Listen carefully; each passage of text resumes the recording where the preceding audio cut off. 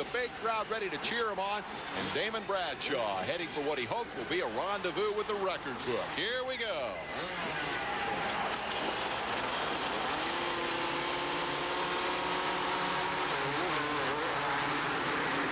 Charge to turn one. Who's got the whole shot? Give it to the Frenchman. The series champ, Jean-Michel Bayle, #1, is out front for the first time this year. Kurt McMillan fell down in the first turn. Everybody else is through clean. Side by side for second. #9, Matasevich. #6, Ward. Larry Ward is fourth. Damon Bradshaw, fifth. This is the chance that Bayle has been waiting for. He needs to put ground between himself and Bradshaw, who is caught in traffic, as quickly as he can. He could take the win here.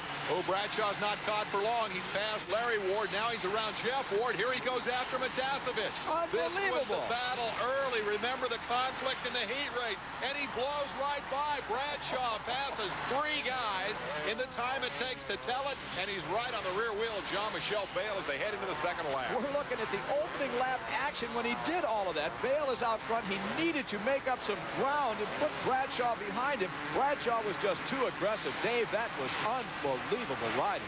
Yeah, this is the style that Bradshaw has shown all year long. Charge on the first lap. And somewhere way back in this ruck is #2, Jeff Stanton, who just got a terrible, terrible start. His teammate, Bayle, has to carry the Honda hopes alone. Well, now, you have said, Larry, time and again, that if this guy could get out front, perhaps he had the stuff to beat David Bradshaw. You are on the spot now, because here comes Bradshaw. Well, I don't think there is any question that he has the stuff. Will he display it? There's a question mark.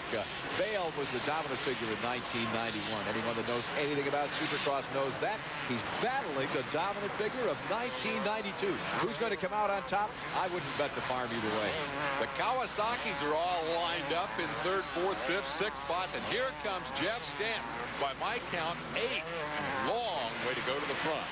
Back to the lead battle. Look how wide Bradshaw comes charging through that corner. I don't think there's a man on the racetrack that he'd rather pass than Jean-Michel Bayle, primarily because of that #1 plate.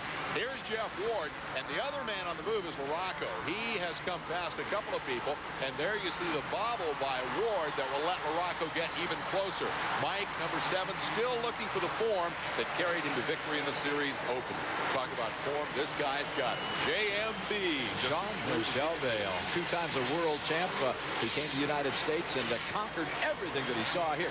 Now, Bayle just looked quickly over his shoulder at Bradshaw, and I want to tell you right off the top that is an unusual move by Jean-Michel Bayle. He generally rides his own race, lets other people worry about him, but I think he knows Bradshaw is back there, and probably he's reacting just exactly the way Damon would like him to react. This guy looks calm and cool. Brian Lunas is the man who builds the motorcycles, and some would say maintains the psyche of Damon Bradshaw and gives him the signal right there. He doesn't look like he's the least bit worried about where they're running at this moment. Long way to go yet as Bayle leads Bradshaw early in Atlanta. Leads Damon Bradshaw, #4, winner of 4 straight races, who says, I'm going to ride every lap of this season as if I were behind in the points. And he has certainly done that here tonight as he charged from 5th place to 2nd in less than a lap, and now puts the pressure on Jean-Michel Bayle. He's following Bayle, studying his lines, but more importantly, I think, if I'm Damon Bradshaw, is I keep showing him that front wheel, revving my engine and worrying him just a little bit. He knows I'm back here, so I'll just wait and see what happens. Cliff White obviously jazzed to see Bayle out front. The Honda team won the first 5 races last year. This is the first time this year they have so much as led a lap. Bradshaw comes up, gives Bayle a look once again. And Bayle sees him and moves over to take the line away, and there he's doing it again. He's watching over his shoulder every lap. He definitely is, almost every corner. And, you know, it's almost as if, he doesn't want to lead. He's trying to get out of Bradshaw's way, maybe.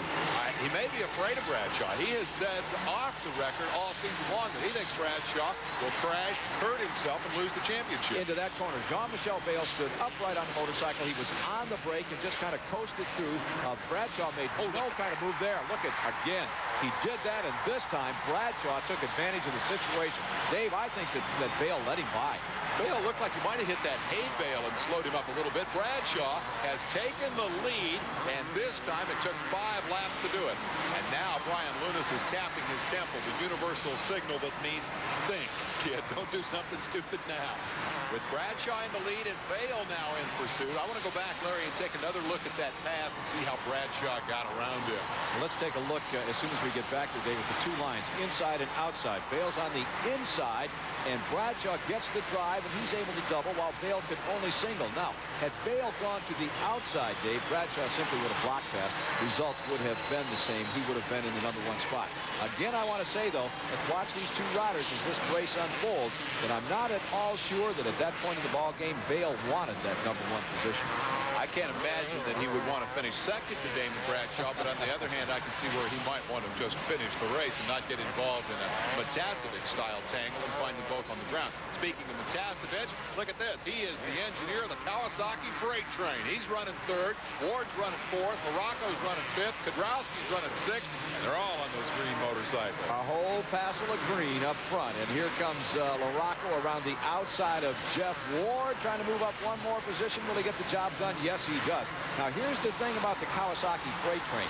We know that Matasevic and Ward, Matasevic rather, was almost hit by Morocco. We know that he runs out of gas around 9 or 10 laps in because of that leg injury that he is still recovering from.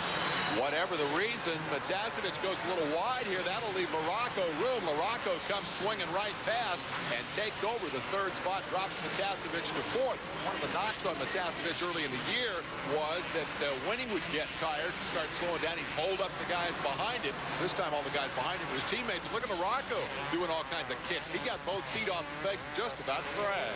Well, I don't know what kind of a maneuver that was, but I am certainly glad that Morocco was doing it and not myself, because I know that I never would have recovered. Of course, I don't think I ever would have been that high in the first place. I'll tell you what, that was dirty dancing there for a moment. He had both feet off the peg. Here comes Kedrowski in pursuit, and Matasevic has lost another spot. And you hear Jeff Stanton gets around Jeff Ward in the battle of the old rivals, and for the first time tonight, Stanton shows a little bit of life. This apparently will not be the night that he lives up to your fantasy of showing us the style that carried him to 2 championships. Generally, when a rider the caliber of Stanton gets off in the back part of the racetrack, or let's say outside the top 10, he has easy pickings for a little while. He passes a much slower set of riders in front of him. But tonight, Stanton got off at the tail end of all of the good guys. So he's had tough going to move himself up inside the top 10. Through the sand trap, he is around Matasevic. That'll move it inside the top 5. Stanton is on the charge. Out front, it is Damon Bradshaw, the leader. Jean-Michel Vail second. Morocco, Kedrowski, and Stanton in the top 5. We'll be right back. For Damon Bradshaw once again is out front, headed for what would be his 5th consecutive Supercross victory, just one short of the record held by Ricky Johnson and Bob Hanna, who has a trackside observation. Beginning of the race looked like Jean-Michel Vail all the way, but a few good moves by Damon Bradshaw, and it's looking like the last 4 weeks, a Damon Bradshaw runaway. I'm not easily impressed, but tonight, I'm thoroughly impressed. Damon Bradshaw is some kind of rider. Well, that's why he gets all those big bucks. It's for observations like that. A master of understatement, Bob Hanna, as we watch Bradshaw head into the final lap of the race. Larry, we are running out of superlatives for this guy. It is just remarkable what he's done this year. Well, from Atlanta, Damon is going to move 1 week from now down to Daytona, where he'll try to tie that record. That's Jeff Stanton territory. Stanton has won 3 years in a row at Daytona.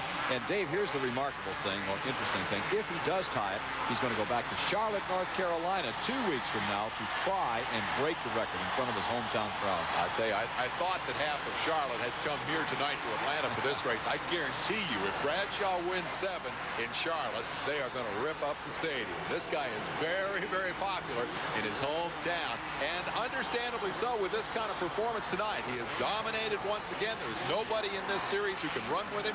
Hanna had said a week ago that if he could make it 4 in a row, he was hands down for the championship.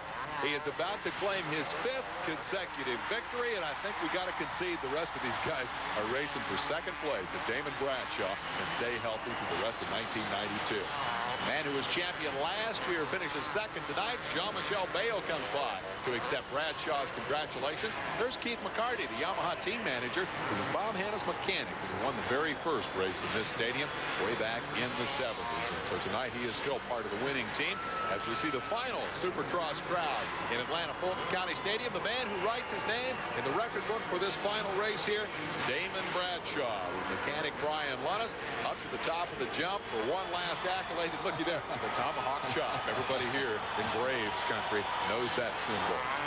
For the record, it is the second straight Atlanta victory for Damon Bradshaw. Won this race a year ago. Bale, Arocco, Kudrowski, and Stanton, the top 5. Bad night for Jeff Stanton. Vatasevich, Ward, Emick, Tischner, and Dubach round out the order. Let's go to Bob Hanna and the cat with the hat. Damon Bradshaw, I don't have a lot of words. Has a little smile. Damon Bradshaw, there aren't a lot of words how to describe that race. Maybe you have some. That was the finest ride I've ever seen in my life. Well, I just tried to ride real smooth. You know, I tried to wick it up a little bit, and I couldn't get away. So I said, well, I'm just going to ride right here and see what happens toward the end of this race. And, you know, it come out for the best for me. On the second lap, you made a move over here in the sand pit that was unbelievable. Do you remember that? Yeah, I do. I think Bale didn't want to be leading. He was riding real slow on the outsides, and I think he was wanting me to come around. So I took it. I said, we're going to see what happens. So I took the move, and it stuck. It looked like he had him covered tonight. I was wondering even myself. I said, with Jean-Michel out front on a hole shot like that, you didn't get a real good start, but unbelievable. I like to win with a dirty number plate. You did, Damon. Good luck in the next 5, huh? Thank you.